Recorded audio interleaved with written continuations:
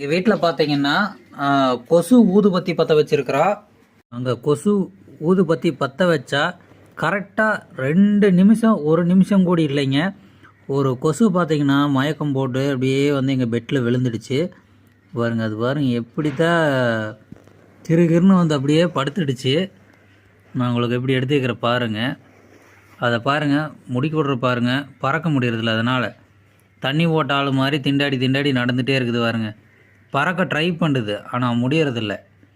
கரெக்டாக அந்த ஊதுபத்தி பற்ற வச்சு ஒரு நிமிஷம் கூடி ஆகவே இல்லை. இது பார்த்திங்கன்னா பாருங்க, அப்படியே கேராகி கிடக்குதுங்க பாருங்க. அப்படியே சாமி, இந்த கொசு பாருங்க அப்படியே திண்டாடி திண்டாடி எப்படி போகுதுன்னு பாருங்க.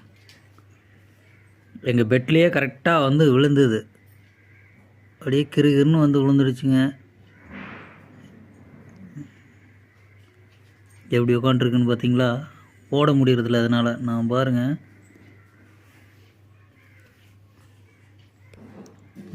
ஆனால் பறக்க முடியறதில்லைங்க. அதனால் அப்படியே போதை ஏறின மாதிரி அப்படியே உட்காண்ட்ருக்குது, மயக்கத்துலேயே இருக்குதுங்க பாருங்க.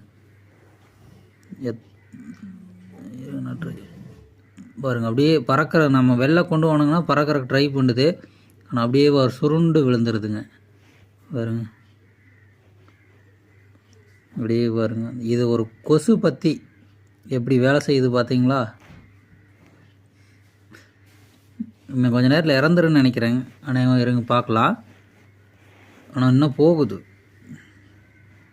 இன்னும் அப்படியே தடு மாதிரி போயிட்டே இருக்குது பாருங்க. தண்ணி போட்ட ஆள் மாதிரி அங்கேயும் இங்கேயும் ஆடி ஆடி வளண்டு போயிட்டே இருக்குது.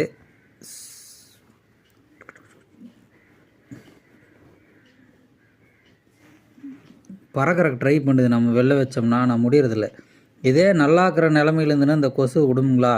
கையை கிட்ட கொண்டு வரக்கு முன்னாடியே கடிச்சிட்டு இருக்கிறவ பறந்துரு.